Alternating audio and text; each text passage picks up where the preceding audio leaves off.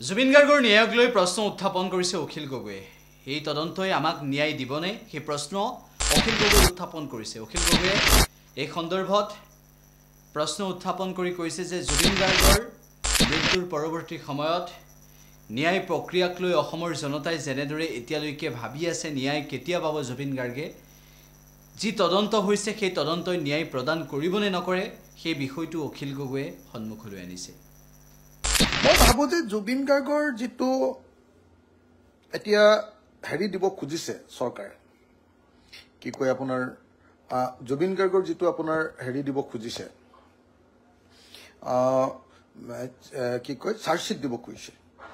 এই চাৰ্জশিটটো একদম সাংঘাতিক ধৰণে এটা লিমিটেড চাৰ্জশিট আৰু নিৰ্দিষ্ট উদ্দেশ্য পূৰণ কৰিবৰ কাৰণে এটা মেনিপুলেটেড এটা চাৰ্জশিট হ'ব।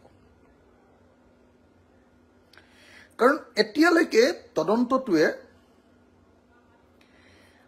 মানে গোটেই বস্তুবিলাকত সামৰি লোৱা নাই আৰু মানুহ এজনৰ মৃত্যুৰ ক্ষেত্ৰত যেনেকুৱা ধৰণৰ তদন্ত হ'ব লাগে তেনেকুৱা ধৰণৰ তদন্ত এতিয়ালৈকে চলা নাই।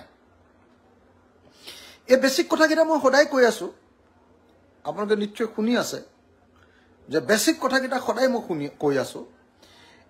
এক নম্বৰ, এই তদন্তটো লিমিটেড বুলি কিয় কৈছো তাৰ কাৰণটো হ'ল এই তদন্তটোৱে অকল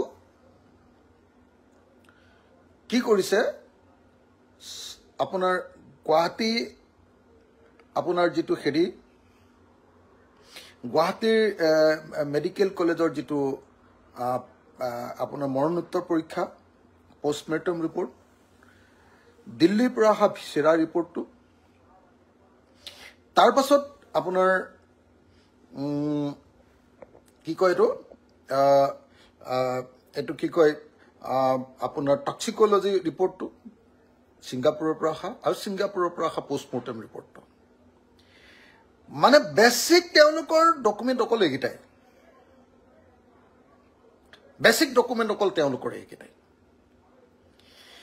কিন্তু তদন্তটো যদি স্কপটো যদি সঁচাকে এটা সুস্থ তদন্তৰ নিচিনা হ'ব লাগে তেতিয়াহ'লে সেই ডকুমেণ্টৰ স্কপটো আমি বহুত বঢ়াব পাৰিলোহেঁতেন, এভিডেন্সৰ এই স্কপটো আমি বহুত বঢ়াব পাৰিলোহেঁতেন।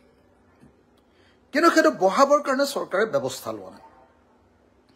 কাৰণ চৰকাৰে যি দিব খুজিছে যে জুবিন দাক হত্যা কৰিলে কোনোবা এজনৰ নাম লিখি দিব যে আমুকজনে হত্যা কৰিলে, এইবুলি যেটো দিবৰ কাৰণে মানুহক ঠাণ্ডা কৰিবৰ কাৰণে মেনিপুলেটেড ৰিপৰ্ট এটা দিব খুজিছে, তাৰ কাৰণে তেওঁলোকে স্কপটো সিমান দূৰলৈ নগলেও হয় বুলি ভাবি আছে।